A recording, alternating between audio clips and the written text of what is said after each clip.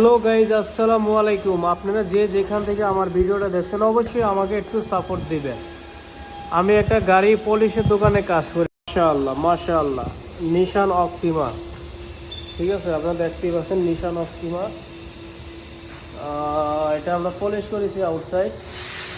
মাশাআল্লাহ, দেখতেই পাচ্ছেন গাড়িটা অনেক সুন্দর। তো অবশ্যই আমার ভিডিওর সাথে থাকবেন আর আমাকে একটু সাপোর্ট দিবেন সবাই।